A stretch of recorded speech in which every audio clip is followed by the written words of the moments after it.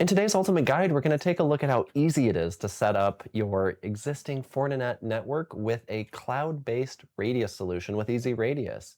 So that way your users can just log into the Wi-Fi network using their existing Entra ID username and password. So we're going to start here in the EZRADIUS documentation. I'm going to go ahead and open up our Getting Started guide, which will walk through the steps to create your first Cloud Radius server. Now, the first thing you'll need to do is set up the Entra ID application for EZRADIUS and for Ketos. So using your global admin account, go ahead and open up the link and then consent the application for your tenant. And the first app there is just for the front-end UI to let your users log in. And then this backend application here for EZRADIUS is what does the actual authentication and login for your users. So now that those are both consented, we can proceed to setting up your first EZRADIUS subscription and plan. And this is what takes care of billing and central configuration. So there's two ways to set this up. The first one, which I'll show you here, is the EZRADIUS portal. So here in the portal, you can choose what type of infrastructure you want to run on, the name of your subscription. You can choose which geography that you'll predominantly be running in. And then you can also choose which type of plan you want to choose. So basic radius is all that you need to get up and running with Entra ID users and passwords. So I'm going to select that. But if you're an existing Azure user and you have monthly MAC commitments or you have Azure credits, you can just deploy your EZRADIUS subscription directly through the Azure portal. So just search for EZRADIUS, create it as if it were just any other Azure resource, and then from there it'll get billed directly to your subscription, and it's Azure benefit enabled as well. So here in the EZRADIUS homepage, I'm going to go ahead and go right into settings. I have a subscription that I previously deployed, and this is where you can configure things like subscription owners, network administrators. You can even export all of your audit logs to solutions like Azure Sentinel or Splunk. But I'm going to go ahead and just dive right into creating our first radius policy, and this controls the behavior of your radius server. So here you'll see the IP addresses and some of that central information for that cloud-hosted radius server. Because I chose the US here, you'll see an East Coast and a West Coast server for redundancy. We have both geo and zonal redundancy. But I'm going to create my first policy, give that a name. You can choose whether you want to use RADSEC and or Classic Radius. We're just going to use Classic Radius for this example. We're going to need the public IP address of your Fortinet device. So I'm going to just choose my IP address there. And then go ahead and scroll down. You can skip a lot of the certificate stuff since we're just using username and password. You can just use the auto-generated certificate from EZRADIUS to make things easy. And then underneath the policy, this is where I'm going to enable username and password authentication. I'm going to delegate that to Entra, which just check delegate IDP. And then I'm going to just set up a kind of example policy here for students. So that I'm going to choose, like, if you're a member of the students group, match this policy. And then I'm going to set another policy here for catch-all. Same thing, enable password, delegate IDP, but not going to do a group check on this one, just to show, like, if you want any Entra ID user to log in, but set that with the group memberships and the behavior that you need in your environment. Once I click save, that's all I need to do in EZRADIUS to set everything up, get that running. So now we can actually just switch straight over to our Fortinet device. And then the first step here is to wire up that cloud-based radius server. So choose the radius settings here. Give it a friendly name like EZRADIUS, makes it easy to find. You're going to want to set up the IP address that's closest to you. So if you're on the East Coast, choose US East. If you're West Coast, like in this example, choose US West. You're going to need the shared secret of your IP address. So just grab that shared secret that corresponds to your IP address for the particular site. And then you can test the connection. It'll tell you whether or not that's set up correctly, if there's any firewall settings. And then we're going to go in and grab any one of the IP addresses from US East as our secondary server. So that way, if there's an issue with EZRADIUS, if there's a fiber cut and like your site can no longer reach the East Coast server, you can fall back to that West Coast server as well. So just like that, we've set up Radius in our Fortinet network. So the next step is to actually get one of our wireless networks to now use this cloud Radius server. So I'm just going to go in and edit an existing network I already have. Make sure that you select WPA 2 or 3 Enterprise. Don't use personal here. And then here you can choose the Radius server that we just created a moment ago.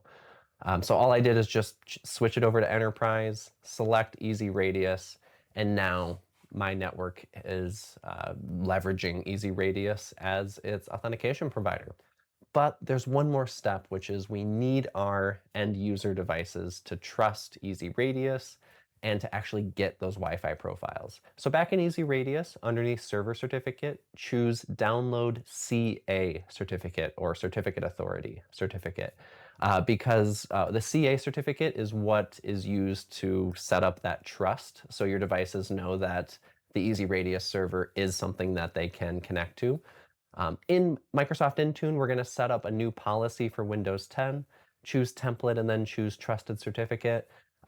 You can do this again, like same configuration for other platforms like Mac OS, Android, iOS, but choose the CA certificate that we just downloaded, make sure it goes into the computer root store, and then now you can select which users and devices will receive this policy. I'm just going to choose all of them.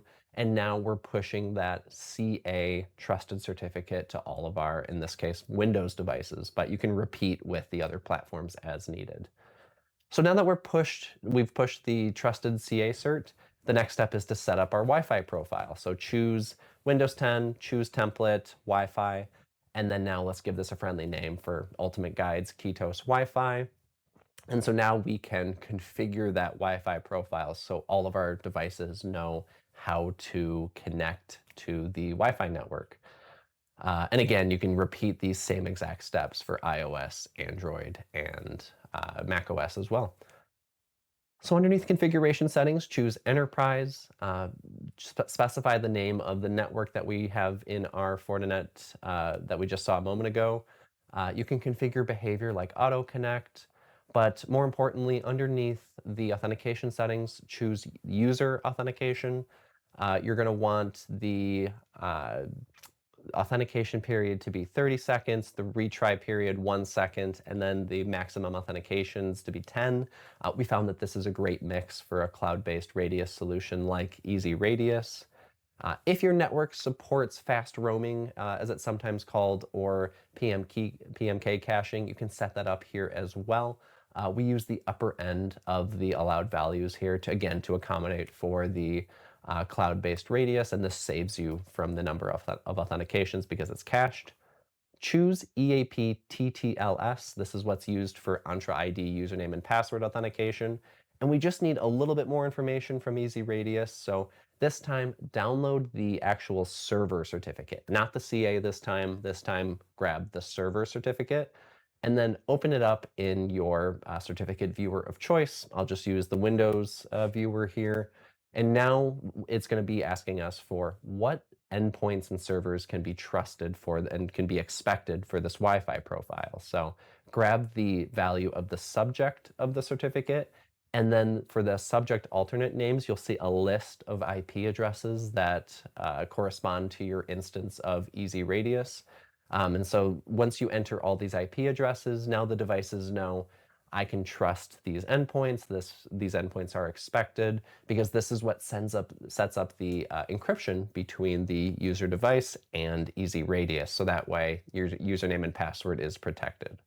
So once I've copied and pasted all of those IP addresses and host names, the last step here, or one of the last, is to set the root certificate for Radius, which just go ahead and choose the exact profile we just set up a moment ago.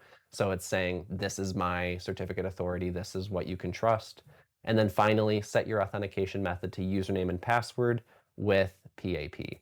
And then this says the username and password will be sent. Again, it's all encrypted end-to-end using that server certificate, so it's not being sent unencrypted. So now choose your users and devices, and then save your policy. And so now Intune's going to push both the trusted CA cert, so it knows who to trust, pushes the Wi-Fi profile, and we have everything that we need to log into the Wi-Fi now. So back on my client device, I'm just going to open up the Wi-Fi dialog here. You'll see that it's already attempting to connect, and now I can just enter in my Entra ID username. So that's going to be the full email address. So in my case, like Aaron at our test tenant, codingflamingo.onmicrosoft.com. And then I'll enter in the password for my account, hit OK. And so now I've connected to the Wi-Fi.